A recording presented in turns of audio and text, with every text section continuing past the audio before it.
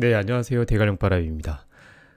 제가 지금 이 감기에 걸려서 이 코맹맹이 소리가 지금 나요. 그래서 조금 양해를 부탁드리고요. 너무 놀았나 봐요.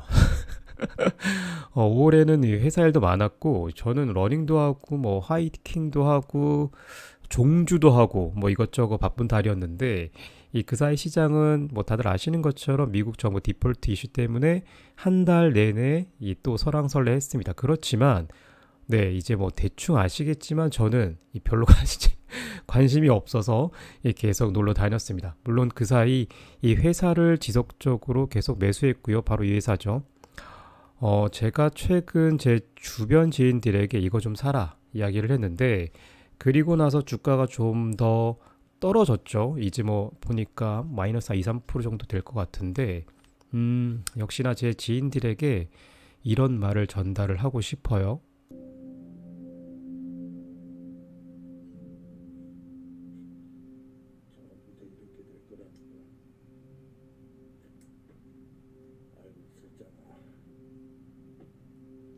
네. 일단 회사 실적을 조금 보죠. 2023년 1분기 실적은 코비드19 이 백신 접종 매출과 이익이 줄었음에도 불구하고 보시는 것처럼 전년 동기 대비 21% 성장을 했습니다. 특히나 백신 특수로 벌어들인 자금을 기반으로 해서 이 앞서 영상에서 말씀드린 이 시그니파이 헬스와 이 옥스리트 헬스 이 인수를 하면서 이 비즈니스 구조 개선 작업을 이 CVS는 지속했습니다. 2023년 1분기 매출액은 보시는 것처럼 이 853억 달러로 전년 대비 두 자릿수 성장을 했고 이 영업이익은 43억 달러, 영업활동으로 인한 현금 흐름은 보시는 것처럼 74억 달러를 올렸습니다. 각 사업 부문별 매출을 분리해서 한번 볼게요. 우선 보험사업 부분 매출은 259억 달러 매출로 전년 동기 대비 12.1% 성장을 했습니다. PBM 사업을 대표로 하는 헬스 서비스 사업은 이 446억 달러로 전년 동기 대비 12.6% 성장을 했죠. 2023년 약국 처방 청구 건수가 23억 건을 예상을 하고 있으니까 CVS와 그리고 유나이티드 헬스 같은 그리고 시그나 이런 등의 회사들이 미국 처방 약제 시장에서 얼마나 중요한지 우리가 알 수 있습니다. 약국 리테일 매출은 279억 달러로 전년 동기 대비 7.8% 성장을 했는데 리테일 약국을 조금씩 줄이고 있음에도 불구하고 매출 성장은 이어가고 있죠. 앞서 말씀드린 대로 CVS의 약국 처방전 시장 점유율은 보시는 것처럼 26.8%로 이 과점 체제를 유지하고 있고 여기에 OTC를 포함한 각종 리테일 제품 그리고 그러한 스팟들을 가지고 있다는 것 자체가 저는 투자 포인트 중 하나로 보고 있다고 이전 영상에서 말씀을 드렸죠. 앞선 페이지는 실적 컨퍼런스 프레젠테이션을 보면 다 아실 수 있는 부분이고 오늘 이야기 드리고 싶은 핵심 포인트는 이것입니다. 기침 좀 하고 올게요. 네, 제가 CVS에 투자를 하자라고 했을 때 이 투자 가치 측면에서 가장 본질적인 부분에 대해서 다시 한번 같이 생각을 해볼까 해요. 여기에 이 CVS 1분기 손익계산서가 있는데 보시는 것처럼 이 회계적 순이익은 다음과 같습니다. 굉장히 얼마 안 돼요. 이 넷인컴 여기 있죠. 21억 달러네요. 그런데 정작 매우 중요한 건 바로 이겁니다. 의약품 시장의 전체 밸류체인에서 보았을 때 이 제약회사와 이 환자의 이 대척점에 있는 것이 여기 있는 이 보험회사와 이 PBM사였는데 이게 원래 따로따로 떨어져 있었죠. 근데 근 10년 사이에 이 둘이 이 합쳐져서 그리고 대형화가 되고 과점화가 되었죠. 바로 이 지점에서 그러니까 매출과 이익을 고무줄처럼 만들 수 있는 회색 지대가 이 발생을 하게 된 겁니다. 이 제약회사와 환자는 이 그레이 에어리어의 매출과 이익 발생의 구조를 알 수 없을 뿐더러 리베이트의 회계 보고 의무도 없습니다. 사실 이게 정말 중요한 투자 포인트죠. 투자자에게 있어서 어찌되었든 가장 좋은 건 경쟁을 통해서 탄생한 이 독점 비즈니스니까요. 이 앞서 회계상 1분기 순이익이 21억 달러였는데 보시는 것처럼 영업 활동으로 인한 창출한 이 현금 흐름은 이 74억 달러에 달하죠. 그러니까 이 CVS와 유나이티드 헬스 같은 보험 및 이 PBM사들은 이 회계상 이익보다는 이 회사가 매출 대비 어느 정도 현금 흐름을 만들어낼 수 있을까를 연구하는 게 훨씬 더 투자에 중요하다고 보시면 됩니다. 자, 그리고 두 번째 포인트인데요.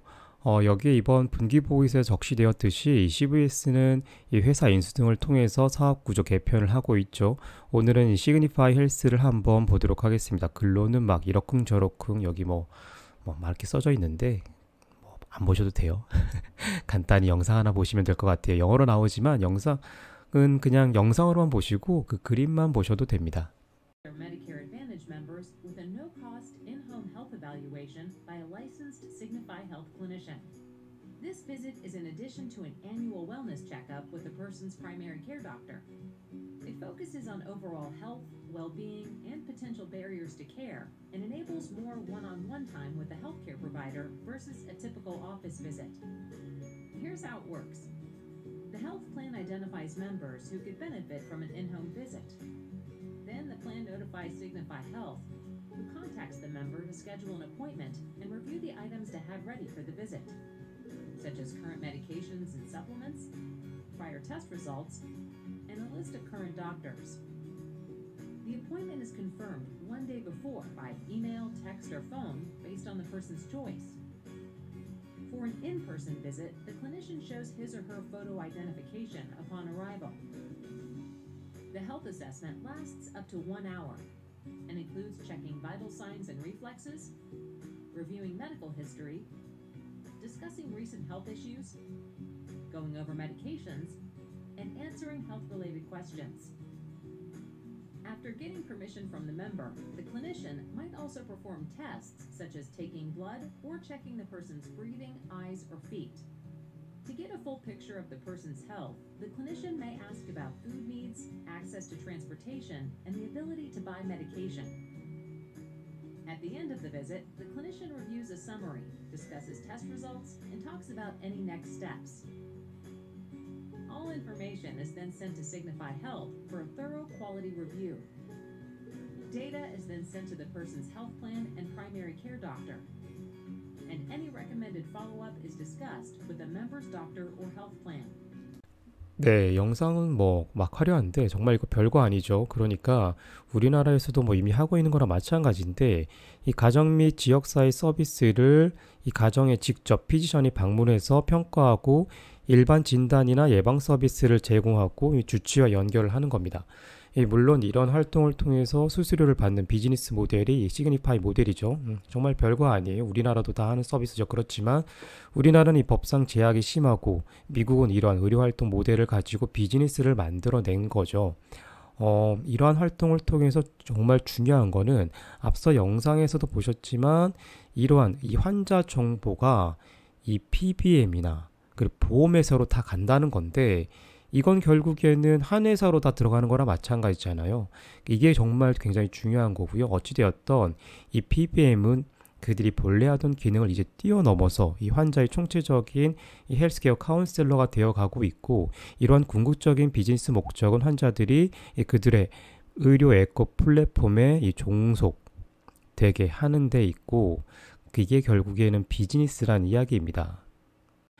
네, 이제 마지막으로 이 최근 얼라이언스 번스타인 컨퍼런스에서 이 CVS의 이 CFO가 나와서 이 설명을 했는데요. 이 핵심 포인트가 조금 있어서 소개를 해봅니다. 이 투자자로서 포인트 첫 번째는 이 미국에서 PBM은 환자들에게 최선의 약제 제공과 그리고 낮은 비용으로 그러한 서비스를 제공하는 비즈니스를 하고 있는데 이걸 우리가 아니면 도대체 현재 시스템에서 누가 하냐면서 굉장히 당당하게 이야기합니다. 맞는 말이죠. 미국의 어떤 행정부도 우리나라처럼 전면적인 국가주도의 공보험 의료보험 체계를 가져가려고 하지는 않죠. 그렇기 때문에 최근 FTC 등에서 PBM에 대한 조사와 그리고 메디케어 서비스 관련 이 보험료를 깎는 문제도 결국 미국 정부의 대폭적인 후퇴로 마무리되었습니다. 생각해 보세요. 미국 정부 예산으로 운영되는 이 메디케어 시스템에서 보험회사로 전달되는 보험료를 연방 예산에서 깎으면 보험회사는 어떻게 하죠? 개인에게 당연히 이 프리미엄, 즉 보험료를 인상하게 될 것이고 그 부메랑은 미국 정부로 돌아오게 되겠죠. 군수 복합 기업이야 미국 군대만 이 관련이 있지만 이 메디케어는 전 국민이 걸려 있는 문제이기 때문에 이걸 잘못 건드리면 정권의 하나가 아니라 뭐 바이든 행정부가 문제가 아니라 정권 몇 개는 그냥 날아갈 만한 이슈가 됩니다. 네, 그리고 바이오시밀러 관련 질문이 나왔는데요. 이 제약 바이오에 관심 있으신 분들은 아실 수 있는데 2025년까지 그간 시장에서 이 10조 원 이상 팔리던 이 메가 블록버스터 의약품 다수가 특허가 풀리게 돼요.